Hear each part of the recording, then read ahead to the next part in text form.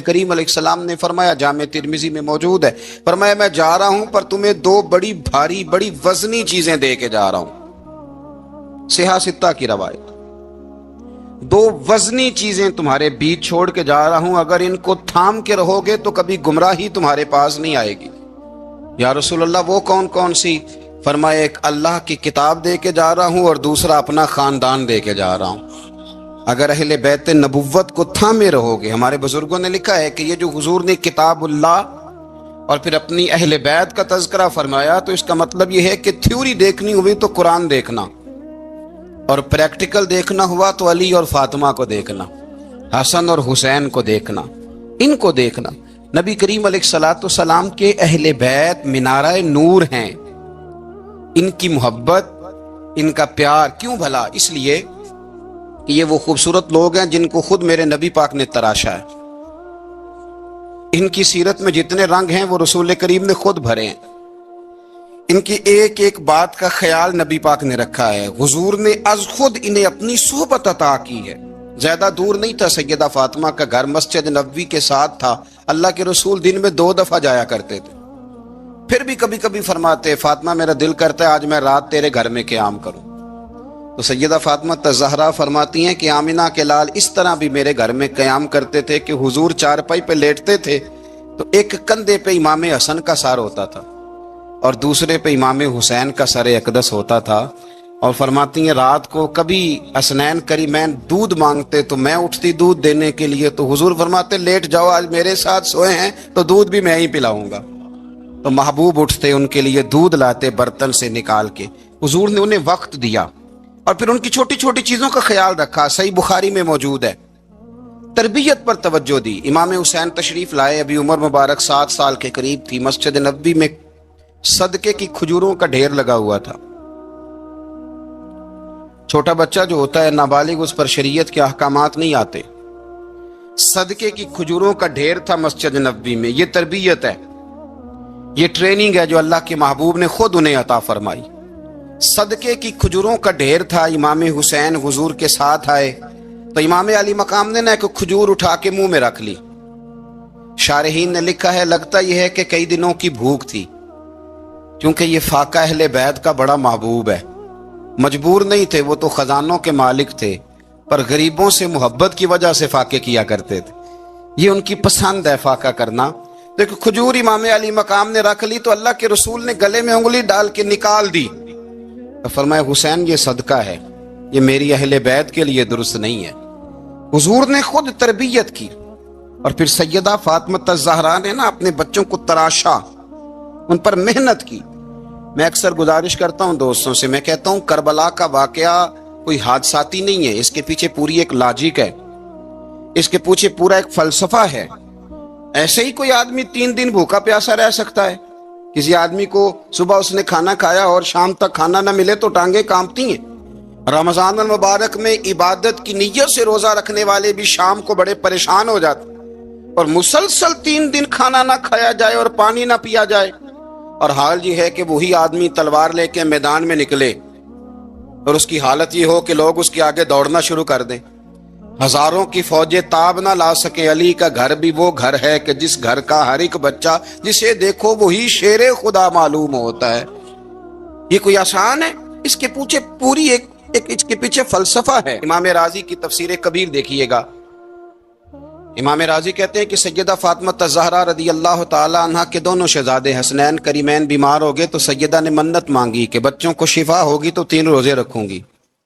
شفا ہو گئی، روزے بھی رکھ لیے، اور جب مولا علی شیر خدا روزہ رکھنے کے لیے بیدار ہوئے، سیدہ فاطمہ الزہرا بیدار ہوئی تو امام حسن اور حسین بھی اٹھ گئے، 7-8 سال کی عمر۔ اماں جی ہم نے بھی رکھنا ہے۔ صبح کھجور اور دودھ سے روزہ رکھ لیا گیا۔ این افطاری کے وقت مولا علی کہتے ہیں فاقے چل رہے تھے، کہیں سے میں جون لایا تھوڑے سے، سیدہ فاطمہ الزہرا نے پیس کر روٹیاں پکائیں۔ وہ وقت جو بڑا مشکل ہوتا ہے افطار کا، کہتے ہیں اس وقت جب کھانے کے لیے بالکل ہاتھ آگے بڑھنے لگے اور امید تھی کہ ابھی سیدنا بلال اللہ اکبر کہیں گے تو روزہ کھلے گا، لیکن ابھی چند ہی منٹ رہتے تھے کہ دروازے پر ایک فقیر نے صدا دی، کہنے لگا سارے مدینے کے دروازے کھٹکھٹا آیا ہوں، قحط ہے، فاقہ ہے، اے رسول اللہ کے خاندان والو، میں یتیم ہوں، کسی نے بتایا ہے کہ اور کوئی دروازہ کھلے نہ کھلے سیدہ کا دروازہ تیرے لیے ضرور کھلے گا، کیا یتیم کو روٹی ملے گی؟ تو حضرت مولا علی نے بچوں کی طرف دیکھا ہی تھا کہ امام حسن ساری روٹیاں جا کے دروازے پہ دے آئے، کھجور اور پانی سے افطار ہو گیا، صبح پھر کھجور اور دودھ سے روزہ رکھا۔ امام راضی کہتے ہیں این وہ وقت جب افطار کا ٹائم آیا تو پھر دروازے پہ کسی نے صدا دی، کہا رسول اللہ کے خاندان والوں میں مسکین ہوں، رات سے روٹی کھائی ہے، نہ صبح کھا سکا نہ دوپہر، کسی نے بتایا ہے کہ اس دروازے سے خالی کوئی نہیں جاتا۔ امام حسن نے پھر سارا لنگر اٹھایا اور پھر جا کے دے دیا۔ تیسرا دن پھر ہوا، مجھے لگتا ہے جب افطار کا ٹائم آیا ہوگا نا تو یہ خود ہی سارے دروازے پہ دیکھتے ہوں گے، یہ کوئی آیا نہیں لینے والا ابھی تک، لگتا ہے کہ نظریں دروازے پہ تھیں۔ این افطار کے وقت 3 روٹیاں جب جاؤں کی پک کے آئی، ایک بھکاری نے صدا دی، کہنے لگا میں قیدی ہوں، آج ہی قید سے رہائی ملی ہے، پہلے دن کسی کے دروازے پہ صدا ملی ہے، دی ہے روٹی ملے گی۔ امام حسن وہ کھانا دے کے واپس لوٹے، کھجور اور پانی سے افطار ہوا، اور جیسے ہی مسجد نبوی میں تینوں باپ بیٹا نماز پڑھنے گئے تو مولا علی کہتے مجھے بتانا نہیں پڑا، رسول کریم نے میری طرف دیکھ کے فرمایا علی تیرا، فاطمہ کا، حسن اور حسین کا 3 دن والا عمل خدا کو بھی بڑا پسند آیا ہے اور محمد مصطفیٰ کو بھی بڑا پسند آیا، بڑا پسندیدہ عمل۔ میں کہتا ہوں کہ حضرت فاطمہ نے نا ان کی تربیت پہلے ہی کر دی تھی، 3 دن بغیر افطار کے روزہ رکھنے کی، وہ ٹریننگ گھر سے ہو چکی تھی۔ اب میدان کربلا میں 3 دن بھوکا پیاسا رہنا ان کے لیے مشکل نہیں تھا، وہ تو ان بچوں کے لیے مشکل ہوتا ہے جو کھانا دیر سے پکنے سے برتن توڑنے شروع کر دیتے، وہ بچے بلیک میل ہوتے ہیں جن کو ایک وقت ان کے پسند کا کھانا نہ ملے تو وہ گھر میں جو ہے وہ ادھم شروع کر دیتے ہیں، جن کی ماں نے عادت ڈالی ہو کہ بیٹا 3 دن بھوکے پیاسا رہنا ہوا تو رہ لینا، لیکن کسی بھی باطل کے ساتھ کمپرومائز نہ کرنا، ان کے لیے اتنا مشکل نہیں تھا۔ ان کی تربیت ہوئی، ان کی ٹریننگ ہوئی، پھر اللہ نے ان کی سیرت میں رنگ بھرے، ان کے کردار میں حسن آیا، وقار آیا۔ حضرت امیر معاویہ رضی اللہ تعالیٰ عنہ نے ایک شخص کو بھیجا مدینہ منورہ شام سے، تو اس نے کہا میں نے امام حسین سے ملنا ہے، تعارف کیا ہے؟ جناب امیر معاویہ فرمانے لگے مسجد نبوی میں جانا جس کے گرد لوگ سب سے زیادہ ادب سے بیٹھے ہوں، اور جس کی باتیں سب سے زیادہ میٹھی ہوں، اور جس کی نظریں سب سے زیادہ جھکی ہوں، اور جس کے چہرے پر تمہیں سب سے زیادہ وقار نظر آئے، وہی علی کے بیٹے حسین ہوں گے۔ جو سب سے زیادہ تمہیں وہاں ماحول کے اندر جو شخص نظر آئے، پوچھنے کی ضرورت نہیں پڑے گی۔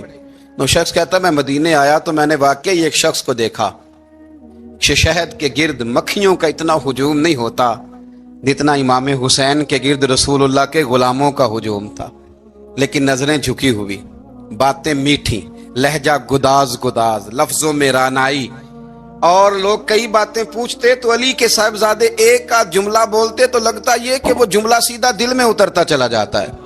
امام علی مقام کے کردار میں نا کچھ باتیں بڑی زیادہ تھیں، بہت زیادہ تھیں، بڑا حسن تھا۔ ایک بات تو یہ تھی امام حسین رضی اللہ تعالیٰ عنہ کا علم و فضل بڑا کمال کا تھا۔ ایک دفعہ صحابہ میں مسئلہ بن گیا کہ بچہ پیدا ہوتا ہے تو اس کا وظیفہ کیسے لگانا ہے۔ امام حسین کا علم و فضل بتا رہا ہوں، علم و فضل، تو بات بڑی پیچیدہ ہو گئی۔ حضرت عبداللہ ابن زبیر کے پاس لوگ آئے، کہنے لگے کہ آپ بڑے صاحب علم و فضل ہیں، آپ نے حضور علیہ الصلوۃ والسلام کے ساتھ وقت گزارا ہے، تو مسئلے کو حل کریں کہ بچہ پیدا ہونے کے بعد حکومت اگر وظیفہ لگائے گی تو کب لگائے گی؟ جب بحث طول پکڑ گئی، مسئلہ حل نہیں ہوتا تھا، تو حضرت عبداللہ ابن زبیر کہنے لگے ہم سے نہیں حل ہوگا، ایک بندہ ہے جس کے سینے میں رسول اللہ صلی اللہ تعالی علیہ وسلم کے نور نبوت کا فیضان ہے، وہ یہ مسئلہ حل کریں گے۔ تو کہا وہ کون سے؟ آپ فرمانے لگے جب ہم سے مسائل حل نہیں ہوتے تو ہم ان کے علم سے فائدہ اٹھاتے ہیں۔ کہا کون ہے؟ کہا جناب امام حسین۔ تو لوگ حضرت امام حسین کے پاس گئے، کہ حضرت یہ ایک مسئلہ الجھ گیا ہے کہ بچہ پیدا ہو تو وظیفہ کب لگانا ہے؟ فرمایا الجھنے والی بات ہی کوئی نہیں، پیدا ہونے کے بعد جب وہ پہلی دفعہ آواز نکالے تو اس کا وظیفہ لگا دو. اس کا مطلب یہ ہے کہ وہ دنیا میں آ گیا ہے, اس نے اپنے آنے کا اظہار کر دیا ہے, اعلان کر دیا ہے, اب اس کا وظیفہ لگا دو. تو اس پر پھر صحابہ کا اتفاق ہو گیا. امام حسین کے علم سے, فضل سے لوگ فیض اٹھاتے تھے. پھر اس کے ساتھ ساتھ امام حسین کا ذوق عبادت بڑا شاندار تھا, بڑا زبردست ذوق. علامہ جوزی نے لکھا ہے وکان الحسین رضی اللہ تعالی عنہ فاضلا کثیر الصوم والصلاۃ والحج والصدقۃ وافعال الخیر جمیعا. آپ فرماتے ہیں کہ امام حسین زیادہ نمازیں پڑھنے والے تھے, کثرت سے سجدے کرنے والے, کثرت سے روزے رکھنے والے, زیادہ حج کرنے والے, اور امام حسین صدقہ دینے والے اور نیکی کے کاموں میں شدت کرنے والے تھے. امام حسین کا جو ذوق عبادت تھا وہ اتنا شاندار تھا کہ آپ فرض نماز کے علاوہ روزانہ 100 رکعت نماز نفل ادا فرمایا کرتے. اور امام حسین فرماتے زندگی میں کبھی ایسا نہیں ہوا کہ 3 دن گزر گئے اور حسین کا قرآن پاک ختم نہ ہوا ہو. 25 حج کیا امام حسین نے مدینہ منورہ سے مکہ مکرمہ پیدل جا کے, 25 حج. اب تو نسبت والے لوگوں کو عبادت کی ضرورت ہی نہیں نا, اللہ ماشاءاللہ کہتے ہیں نسبت بڑی ہے. بھئی جن کی نسبت اتنی خاص تھی کہ حضور نے فرمایا یہ فاطمہ کے نہیں میرے بیٹے ہیں, ان کا تو حال یہ ہے کہ فرض کے علاوہ 100 نفل, 3 دن سے پہلے ختم قرآن پاک, 25 حج فرمائے, تو کس نسبت کی بات کرتا ہے؟ یہ نسبتیں تو ہیں جو انسان کو عبادت کے قریب کرتی ہیں. لوگوں نے معیار ہی بدل دیا ہے. حضرت سیدنا امام حسین کی شہادت کے بعد حضرت عبداللہ ابن زبیر رضی اللہ تعالیٰ عنہ نے قاتلان حسین سے خطاب کیا اور فرمانے لگے اللہ کی قسم تم نے اس شخص کو شہید کیا ہے جو راتوں کو لمبے لمبے قیام کرتا تھا, اور تم نے اس شخص کو شہید کیا ہے جس سے میں دن میں جب بھی ملتا تھا تو وہ روزے سے ہوتا تھا.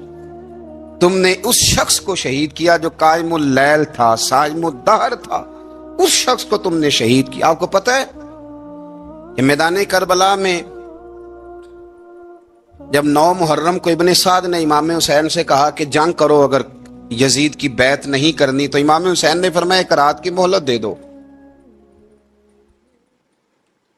1 رات کی مہلت دے دو. حضرت امام زین العابدین کہتے ہیں میں نے اپنے والد گرامی سے عرض کی کہ ابا جی آپ جہاد سے دور جانے والے تو ہیں نہیں, آپ تو جہاد سے پیار کرنے والے, اور یہ بھی پتہ ہے مجھے کہ یہ جنگ اب ہو کے رہے گی, تو 1 رات کی مہلت دینے کا معنی کیا ہے؟ بھئی کل بھی لڑنا ہے اور رات بھی لڑنا ہے, تو ابا جی 1 رات کی مہلت. تو سیدنا امام حسین رضی اللہ تعالیٰ عنہ فرمانے لگے بیٹا رات کی مہلت اس لیے لی ہے کہ میں آج رات کھل کے اپنے رب کی عبادت کر لوں, میں استغفار کر لوں, میں لمبے سجدے کروں. اور کہا زین العابدین تو جانتا ہے نا کہ مجھے نماز سے, تلاوت سے, دعا سے اور استغفار سے بڑا پیار ہے.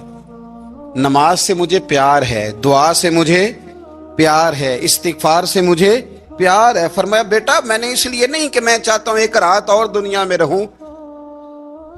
تو امام زین العابدین فرماتے ہیں امام علی مقام نے سجدے پہلے بھی بڑے کیے, پر 9-10 کی درمیانی رات جو ان کے سجدے تھے وہ میں نے کبھی نہیں دیکھے. فرماتے ہیں تیمم کے ساتھ وہ رات کی جو عبادتوں کا رنگ تھا وہ میں نے کبھی نہیں دیکھا. امام علی مقام کا عبادت کا ذوق تھا, شوق تھا, لذت تھی. آپ یقین کریں ایسے ایسے عجیب بہانے ہم لوگوں کہتے ہیں میرا نماز میں دل نہیں لگتا, تو میں کہتا ہوں تیرا گپ شپ میں کس طرح لگتا ہے, تیرا موبائل پہ کیسے لگتا ہے بھائی؟ یہ تو بھائی ذوق کی بات ہے. امام حسین کہتے ہیں مجھے قرآن پاک سے پیار ہے, مجھے تلاوت سے پیار ہے, مجھے دعا سے پیار ہے, مجھے استغفار سے پیار. بھائی جس کو جس چیز سے پیار ہوگا دل لگ جائے گا. ہم نے کبھی پیار کیا ہی نہیں اس سے, جن چیزوں سے پیار ہے وہاں دل لگ جاتا ہے. یہ ایک بہانہ ہے, ورنہ کثرت سے عبادت کرنا, ذوق پیدا کرنا, یہ تو اہل اللہ کا طریقہ ہے. والذین یبیتون لربہم سجدا وقیاما, رب کے بندوں کی علامت یہ ہے کہ وہ راتیں سجدے اور قیام میں گزار دیتے ہیں. تو امام حسین کی سیرت کا کمال ہے کہ ذوق عبادت رکھتے تھے. دوسری بات جو امام علی مقام کی سیرت میں بڑی شاندار ہے وہ یہ ہے کہ سخی بڑے تھے. ایک قول سنانا ہے آپ کو امام حسین کا, اور خواہش میری یہ ہے کہ میرے حاضرین اور ناظرین اس قول کو رٹا لگا کے یاد کریں, اس قول کو انشاءاللہ. یہ قول جو امام حسین کا ہے نا جی، یہ جس دن مجھے ملا تھا نا تو میں نے بھی رٹا لگا کے یاد کیا تھا، اور میرے پاس جتنی ڈائریاں ہیں شاید میں نے سب میں لکھا ہے۔ امام علی مقام رضی اللہ تعالیٰ عنہ فرماتے تھے اللہ کی رضا کے لیے کسی شخص کی ایک حاجت پوری کر دینا 1 مہینہ مسجد میں اعتکاف کرنے سے زیادہ درجہ رکھتا ہے۔ ایک بندے کی ایک حاجت پوری کر دینا 1 مہینہ پورا مسجد میں اعتکاف کرنے سے زیادہ درجہ رکھتا ہے۔ خدا کے بندے تو ہیں ہزاروں اور بنوں میں پھرتے ہیں مارے مارے، میں اس کا بندہ بنوں گا جس کو خدا کے بندوں سے پیار ہوگا۔ کسی بندے کی ایک حاجت پوری کرنا 1 مہینہ اعتکاف میں بیٹھنے سے زیادہ افضل ہے۔ اسی لیے تو میرے حبیب کریم علیہ السلام نے فرمایا تو رب کے بندوں کی حاجتیں پوری کرنے میں لگ جا، رب تیری حاجتیں پوری فرما دے گا۔ امام علی مقام فرماتے تھے ایک حاجت کسی کی پوری کرو۔ حضرت جناب سیدہ زینب بنت ابی رافع کہتی ہیں کہ سیدہ فاطمہ الزہرا ایک دن اپنے دونوں شہزادوں کو لے کے، جب حضور کی طبیعت مبارک بظاہر علیل تھی جس میں حضور کا وصال ہوا، دونوں شہزادے لے کے سیدہ فاطمہ نبی کریم کی بارگاہ میں گئیں، کہنے لگی یا رسول اللہ میرے بچوں کو کچھ دیجئے۔ سیدہ پاک تو حضور اٹھ کے بیٹھ گئے، اس کندھے سے امام حسن کو لگایا اور اس سے امام حسین کو لگایا اور فرمایا فاطمہ یہ جو میرا حسن ہے نا اس کو میں اپنی ہیبت اور سرداری دیتا ہوں، اور فرمایا یہ جو میرا حسین ہے نا حسین کو میں اپنی جرت اور سخاوت دیتا ہوں، میرا حسین جرت مند ہوگا اور سخی ہوگا۔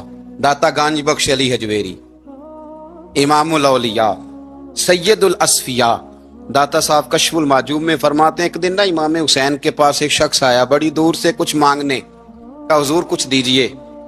وہ شخص کہتا ہے کہ میرا ظرف یہ تھا کہ 4-5 دینار ملیں گے، تو امام حسین فرمانے لگے تھوڑی دیر بیٹھ جا، رزق آ رہا ہے۔ تو امام حسین کو حکومت وقت کی طرف سے نا 5 تھیلیاں ملی جس میں ایک بھائی نا، تو امام حسین اس کی طرف 5 تھیلیاں بڑھا کے نا، ذرا دیکھنا میری طرف غور سے، 5 تھیلیاں بڑھا کے نا تو فرمانے لگے میاں جتنا تجھے انتظار کرایا نا اتنی ہم تیری حاجت پوری نہیں کر سکے، تو یہ نہ محسوس کرنا کہ حسین کے دروازے پہ بیٹھا بھی رہا ہوں تو ملا کیا ہے، یہ نہ محسوس کرنا۔ وہ شخص کہتا ہے جب میں نے وہ تھیلیاں کھولی اور پھر میری نظر امام حسین پہ پڑی تو میرے اندر سے آواز آئی اگر حسین ابن علی اتنے سخی ہیں تو محمد عربی کتنے سخی ہوں۔ اگر یہ معیار ان کا ہے، ان کا یہ معیار ہے، اور خود بھیک دیں خود ہی کہیں منگتے کا بھلا ہو، خود کہنے لگے جتنا انتظار کرایا ہے اتنی تیری مدد کر سکے، یہ سخاوت کا معیار تھا، یہ طریقہ تھا۔ ایک دفعہ سیدنا امام حسین رضی اللہ تعالیٰ عنہ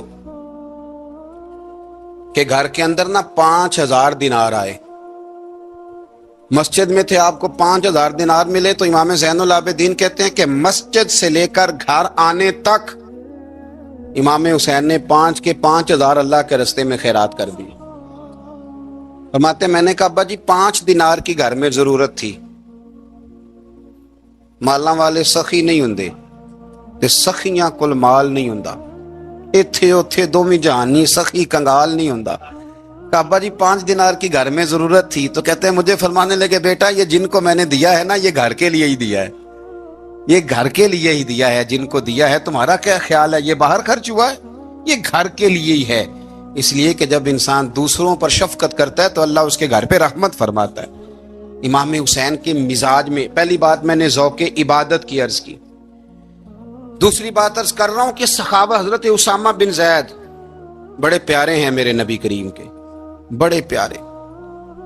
حضرت اسامہ بن زید کے بارے میں سیدہ عائشہ صدیقہ فرماتی ہیں ان کے ناک سے اگر رینٹ نکلتی تھی تو اللہ کے رسول اپنے دستے مبارک سے صاف کر دیتے تھے، اور سرکار فرماتے تھے کہ اگر اسامہ لڑکی ہوتا نا، ان کے غلام کے بیٹے تھے حضرت زید بن عامر، اگر یہ لڑکی ہوتا میں اسے زیور پہناتا۔ بڑے پیارے تھے، لیکن جب ان کا آخری وقت آیا نا تو 60,000 دینار کا قرضہ تھا، رشتہ داروں سے کہا، دوستوں سے کہا، یاروں سے کہا، اور قرض ادا نہیں ہو رہا تھا۔ حضرت اسامہ بن زید کہتے ہیں بڑا پریشان تھا۔ جب حد ہو گئی نا تو حضرت اسامہ بن زید فرمانے لگے جاؤ کوئی حسین ابن علی کو خبر کرو، ان سے کہو میں نا غلام ہوں آپ کے نانا کا، مقروض دنیا سے چلا گیا تو کیا بنے گا۔ امام حسین کو خبر ملی تو دوڑے آئے، लाजपाल उस पीर को नहीं कहते जो तगड़ा नजराना लेके तो माथा चूम ले।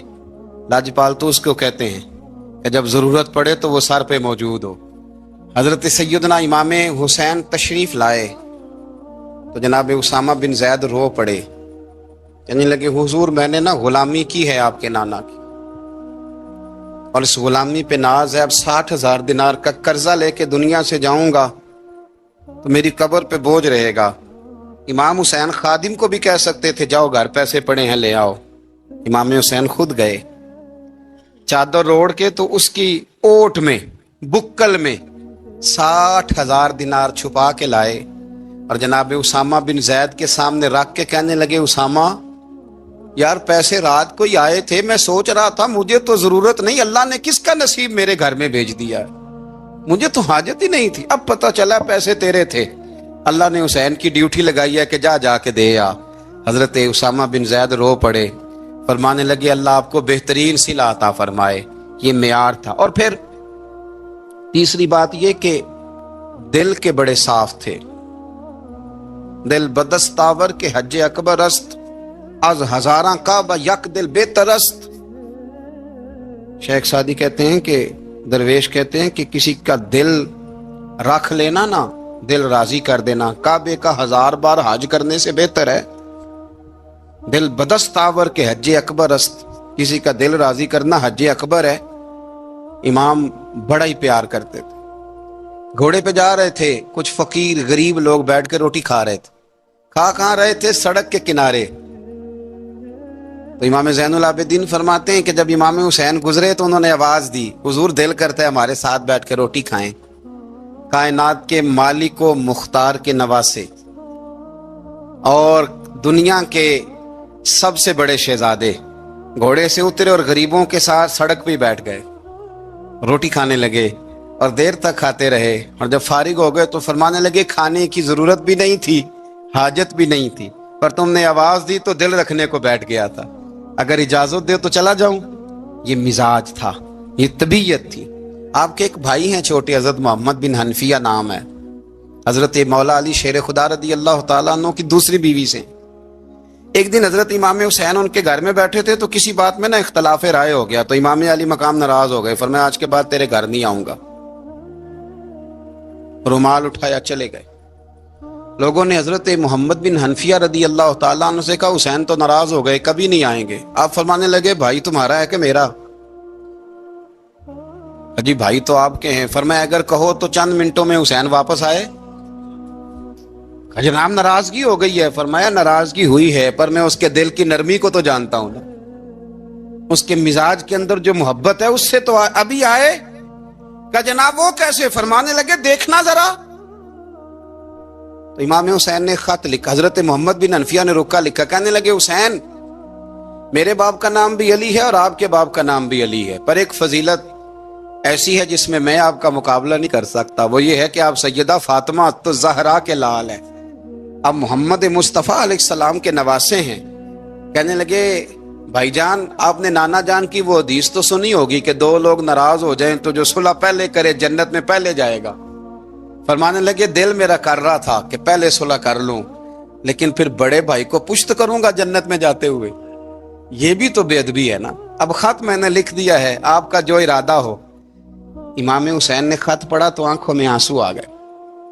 फिर से रुमाल उठाया, बच्चे पूछने लगे कहाँ जा रहे हैं? कहा भाई के घर जा रहा हूं। कहा आप तो नाराज थे। फरमाया था नाराज पर है तो मेरा भाई ना। हो गई बात खत्म। बड़ी दिल में नरमी, तबीयत में सोज, लहजे में गुदाज, लेकिन इसके साथ साथ इमाम हुसैन रदी अल्लाह तआला अन्हु का जज्बा जिहाद, इमाम हुसैन की इस्तकामत। आज लोग उधर होते हैं जिस तरफ हवा का रुख होता है। आज लोगों की सोचों का जाविया यह है कि जिधर रश ज्यादा होगा हम भी उधर जाएंगे। हम ये नहीं देखते हक किस तरफ है, हम ये देखते हैं रश किस तरफ है। इमाम हुसैन रदी अल्लाह तआला अन्हु ने रश नहीं देखा, हक देखा। इमाम हुसैन रदी अल्लाह तआला अन्हु इस्तकामत के वो पहाड़ हैं, मामूली आदमी नहीं थे। फरजक शायर कहता है कि मैंने इमाम हुसैन से कहा था, मैंने कहा लोगों की तलवारें यजीद के साथ है पर दिल आपके साथ है, दिल आपके साथ हैं।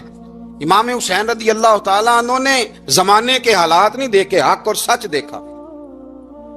جتنی چیزیں انسان کو کمزور کر سکتی ہیں وہ ساری امام حسین پہ طاری کی گئیں، جتنی چیزیں۔ وطن چھوڑنا کتنا کو مشکل ہوتا ہے، شالا پردیسی کوئی بھی نہ تھی وے تے ککھ جنہ تو پارے۔ حضرت سلطان باؤ فرماتے ہیں بچو، پردیسی ہونا کوئی آسان ہے؟ جس آدمی کا کسی چھوٹے سے گاؤں میں بھی مکان ہو، چھوڑنا پڑ جائے تو روٹا ہے۔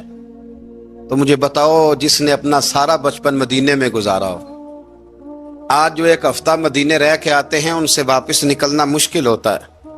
لیکن امام حسین حق کا رستہ تھا، وطن کی قربانی دی، اور معمولی وطن نہیں، مدینے جیسا وطن۔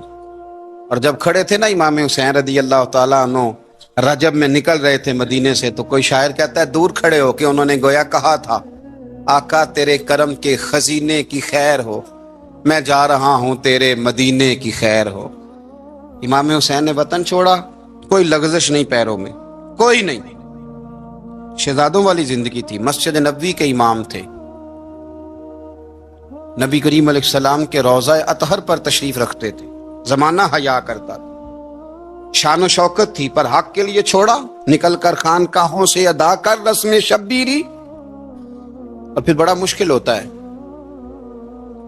جس شخص کے ساتھ بچے اور عورتیں ہوں وہ تو یہ کہہ کے لڑائی سے جان چھڑاتا ہے کہ میرے ساتھ فیملی ہے، نہ ہوتی تو تجھے بتاتا۔ پر امام حسین کو اولاد بھی کمزور نہیں کر سکی، عورتوں کا ساتھ ہونا کمزور نہیں کر سکا۔ پھر امام علی بھوک کتنا مشکل کام ہے۔ آج لوگ کہہ نہیں دیتے کہ میں تو اس لیے گناہ کرتا ہوں کہ رشوت اس لیے لے لیتا ہوں کہ بچے چھوٹے ہیں۔ 10 دنوں کی کم و بیش سفر، 3 دنوں کی بھوک اور پیاس، پر حق کے رستے میں امام حسین کو کوئی چیز کمزور نہیں کر سکی۔ اور پھر وہ جتنی باتیں لوگ کہہ سکتے تھے وہ ساری کہیں گئیں، ساری۔ اور آ کے عرض کرنے لگا حضور یہ کوئی معمولی دشمن نہیں، یہ وہ ظالم ہیں جو لاشوں پہ بھی گھوڑے دوڑا دیتے ہیں۔ تو امام علی مقام فرمانے لگے جو شہادت کا جذبہ لے کے نکلے وہ پھر انجام نہیں دیکھا کرتا۔ وہ انجام، وہ جتنی چیزیں جو استقامت کے رستے میں آ سکتی ہیں وہ ساری چیزیں رستے میں آئیں، پر امام علی مقام نے کسی چیز کی پرواہ نہیں کی۔ آج کا مسئلہ یہ ہے کہ آج لوگوں میں استقامت نہیں ہے، رات کو کچھ ہوتے ہیں، سویرے کچھ ہوتے ہیں، دوپہر کو کچھ ہوتے ہیں، شام کو کچھ ہوتے ہیں۔ ہمارا کل انداز تکلم کچھ اور ہوتا ہے، صبح کچھ اور ہوتا ہے۔ امام علی مقام میدان میں رہے، ایک میت گھر میں ہو جائے تو کئی دنوں تک آنکھ کھلتی نہیں، ہوش رہتا نہیں۔ سب سے زیادہ مصائب امام حسین نے دیکھے، سب سے زیادہ۔ اور گھوڑے پر بیٹھنے سے پہلے ساری تکلیفیں آپ دیکھ چکے تھے۔ باپ کا جنازہ اٹھانا آسان ہوتا ہے، بیٹے کا جنازہ اٹھانا بڑا مشکل ہوتا ہے، پر امام حسین نے بیٹوں کے جنازے اٹھائے۔ حضرت علی اصغر کی لاش کو امام حسین نے اپنے دست مبارک سے دفن کیا، اور جناب علی اکبر کی میت کو جب آپ اٹھا کے لا رہے تھے تو سیدہ زینب فرماتی ہیں کہ مجھے یوں کبھی لگتا تھا حسین کا قد بڑا ہے اور کبھی لگتا تھا علی اکبر کا قد بڑا ہے۔ اور فرماتی ہیں کہ پھر حضرت قاسم بن حسن کو بھی وہ اٹھا کے لائے، اور جناب عباس کے وجود سے الگ ہونے والے بازو انہوں نے لا کے حضرت عباس کے وجود کے ساتھ بھی رکھے۔ انہوں نے یہ سارا منظر دیکھا، لیکن جب حسین ابن علی اپنی دفعہ گھوڑے پہ سوار ہوئے تو لگتا یہ تھا کہ ان سے زیادہ بہادر کوئی نہیں۔ ایک جملہ بھی یزیدی فوج کے سامنے امام حسین نے کمزور نہیں کہا، ایک جملہ بھی، ایک فکرہ بھی کچا نہیں بولا، کہیں بھی کوئی منت نہیں کی، کسی جگہ بھی ان کے پائے استقلال میں کوئی لغزش نہیں آئی۔ جب لوگوں کو پتہ چل جائے کہ اب سامنے موت ہی موت ہے، سوائے اس کے چارہ کچھ بھی نہیں، تو بہت سا جو رخصت اور اجازت تو دین بھی دیتا ہے، پر امام حسین کسی جگہ کسی رخصت پر عمل کرتے نظر نہیں آتے، ڈٹ کے بات کی، ڈٹ کے۔ اور پھر جب میدان میں نکلے، اللہ اکبر، تو ابن سعد کہنے لگا کہ اگر 2 کر کے ایک کر کے جاؤ گے تو یہ 45,000 کا لشکر سارا حسین کاٹ ڈالے گا، یک بارگی حملہ کرو گے تو بات۔ اتنی استقامت، اتنا۔ آج تو لوگ ڈپریشن کے مریض ہیں، آج تو لوگ ٹینشن کے مریض ہیں، ہر دوسری بات میں لوگ کہتے ہیں وہ بڑا، پر کس بات سے؟ مطلب کیا آپ نے زندگی میں صرف جاب نہیں مل رہی، صرف بیماری آ گئی، صرف خرچہ نہیں گھر میں بڑا کس بات کا ڈپریشن؟ امام حسین کی زندگی بتلاتی ہے کہ وہ لوگ بھی کوئی دنیا میں کمال حاصل کر سکتے ہیں جو چھوٹی چھوٹی بات پہ روتے ہیں. مال بھی ہے، جوانی بھی ہے، گھر بھی ہے، مکان بھی ہے، بچے بھی ہیں، عزت بھی ہے، صرف پیسے نہیں. اور انسان ہے کہ آنکھیں نہیں کھل رہی، وہ سمجھتا ہے میں کسی کام کا ہی، فقط پیسے نہیں بس. او خدا کے بندو، امام علی مقام نے فرمایا سارا کچھ لٹا کے بھی جو میدان میں کھڑا رہے اسے حسین ابن علی کہا جاتا ہے، اسے حسین ابن علی کہا جاتا ہے. حسین ابن علی کی شان رفت کوئی کیا جانے، حسن جانے، علی جانے، نبی جانے، خدا جانے، کون جانے امام علی مقام کا معیار. تو امام حسین رضی اللہ تعالیٰ عنہ کی زندگی ہمیں بتاتی ہے کہ ذوق والی عبادت کرو. امام حسین کی زندگی ہمیں بتاتی ہے کہ جب تم سخاوت کرو تو پھر اپنی حیثیت سے بڑھ کر کرو. اور امام حسین کی زندگی ہمیں بتاتی ہے کہ دل میں کسی کے لیے کوئی بات نہ رکھو، صلح کرنے میں پہل کرو، محبتیں کرنے میں آگے بڑھو. اور امام حسین کی زندگی ہمیں بتلاتی ہے کہ جب دنیا میں تم نے کچھ کرنا ہے تو پھر ڈٹنا بھی سیکھو، پھر کھڑے ہونا بھی سیکھو. یہ نہ دیکھو کہ حالات، امام حسین نے ایک دن بھی حکومت نہیں کی، یزید نے 4.5 سال کی، لیکن قیامت تک دلوں پہ حکومت امام حسین کی رہے گی. خدیجۃ الکبریٰ رضی اللہ تعالی عنہ فرماتی ہیں کہ بڑا پیار کیا نبی پاک علیہ السلام نے حضرت فاطمہ سے، چھوٹی تھی نا. ادھر حضرت عائشہ صدیقہ کہتی ہیں کہ نبی پاک نے بڑی محبت فرمائی. مشکات میں حدیث ہے، کسی نے حضرت فاطمہ زہرا حضرت عائشہ صدیقہ سے پوچھا، سچے باپ کی سچی بیٹی، صدیق کی بیٹی صدیقہ. کسی نے پوچھا کہ عائشہ حضور علیہ السلام کو سب سے زیادہ محبت کس سے تھی؟ تو حضرت عائشہ فرمانے لگی پوچھنے والی بات ہی کوئی نہیں، حضور سب سے زیادہ سیدہ فاطمہ سے پیار کرتے تھے.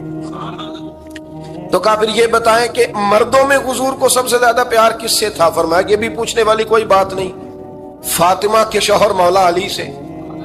یہ حضرت عائشہ صدیقہ بیان کرتی ہیں ان کے شوہر سے. اب لوگ نا ترازو لے کے بیٹھے رہتے ہیں اور تولتے رہتے ہیں. پیر سید فیض الحسن شاہ صاحب آلو مہاروی رحمت اللہ علیہ، ان کے پاس بھی ایک بندہ چلا گیا تو اس نے کہا جی بتائیں حضرت عائشہ افضل ہے کہ حضرت فاطمہ؟ تو آپ فرمانے لگے تجھے یہ سوال ہی نہیں کرنا چاہیے تھا، اس لیے کہ تیرے اور میرے پاس کوئی ترازو موجود ہے. اس نے کہا جی نہیں آپ بتائیں، بتانا پڑے گا.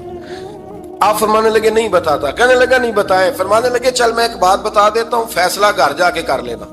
اس نے کہا بتائیں. آپ فرمانے لگے کہ عائشہ بیٹی ہے ابو بکر صدیق کی اور فاطمہ بیٹی ہے نبی پاک کی. تو فرمانے لگے کہ ابو بکر کی جو بیٹی ہے نا وہ نبی پاک کی بیٹی سے افضل نہیں ہو سکتی. اور پھر فرمانے لگے کہ فاطمہ زوجہ ہے مولا علی کی اور عائشہ زوجہ ہے مصطفیٰ کریم کی. تو فرمانے لگے جو علی کی بیوی ہے وہ نبی کی بیوی سے افضل نہیں ہو سکتی. تو وہ کہنے لگا جی نتیجہ کیا ہے؟ فرمایا گھر جا کے نکال لینا. نتیجہ تو گھر جا کے نکال، یہاں ترازو پکڑ کے نہ بیٹھ. ہاں جو حضرت عائشہ نے کہا اس پر غور کر. حضرت عائشہ خود گواہی دیتی سب سے زیادہ حضور حضرت فاطمہ